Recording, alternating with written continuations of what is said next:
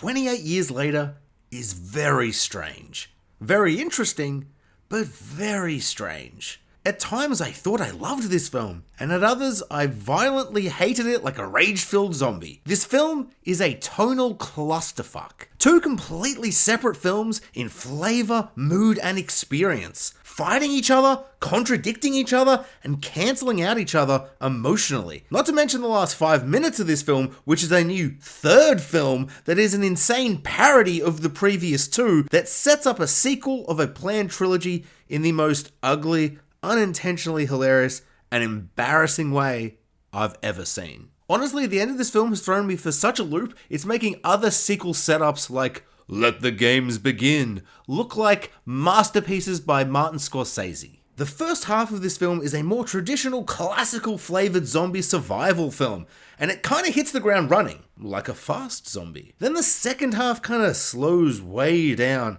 and almost drags at times, like it's dragging its gross mutilated feet, like a slow zombie. But then that slow dragged out second act turns into the third act, where it just becomes an entirely different film that is a thought-provoking and sad meditation on life and death, and the beauty that can be found in the horrors of mortality. I could be wrong, but it kind of feels like that was the film that Alex Garland and Danny Boyle wanted to make, but for some reason they spent 90 minutes making another movie before they made the movie they wanted to make, and it just results in this strange tonal whiplash, this feeling like you've wasted time, and this feeling that nothing has been developed or earned properly, because some of the moments in the back end are poignant, thought-provoking, and fascinating, but just kind of like pretty out of the blue and kind of in pretty stark contrast and opposition to what's come before. Both films that are in this film are well acted, well crafted, and mostly well executed, but since they are two halves of each other,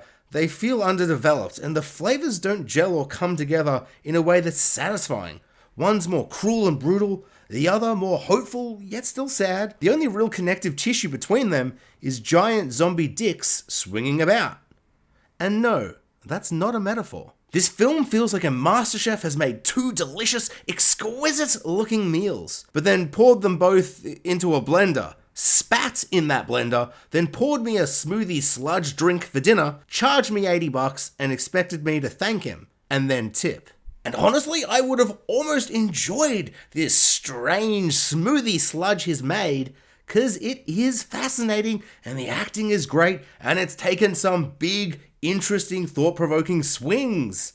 And I almost think that this messy, bizarre meal comes together. But then the last 5 minutes makes me reevaluate and question everything. The last 5 minutes is like Danny MasterChef Boyle has seen me forcing a smile as I drink that disgusting sludge meal of a drink, but maybe it's turning into a genuine smile. Maybe the aftertaste is like not the worst thing ever. But then suddenly, before I can really, swallow the drink, he smashes the glass into my mouth mid-sip like some kind of sick, unfunny 90s prank show. I have never been less keen for a sequel to a film than these closing minutes. I genuinely cannot overstate or explain how much it rattled me.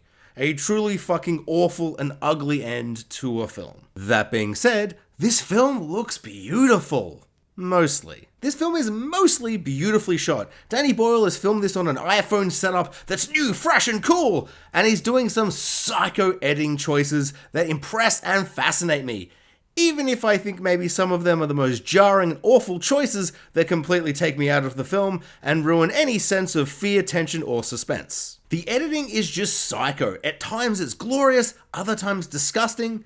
It's pretty much a perfect metaphor for how I find sketch comedy. It's either a 10 out of 10 or a 0 out of 10, and nothing in between. There's a pregnancy scene in this film that makes no sense to me, and I just question the logic of it.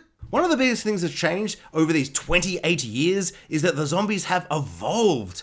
But to me, it didn't feel like a natural, interesting extension and evolution of the zombies, and it really just kind of felt like the writer, Alex Garland, has probably played a lot of zombie video games recently, and was, probably the most polite way I can put it is inspired by those video games.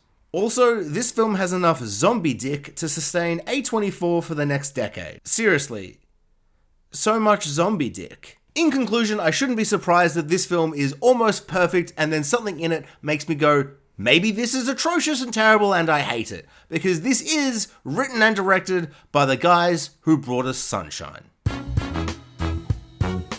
Thanks for watching, guys. Like, subscribe, hit the notification bell, and comment below. I would love to know, what did you think about 28 years later? And if you've gotten to this point in the video, I presume you love movies as much as I do, so join me on Letterboxd. I gave this bad boy 3 stars.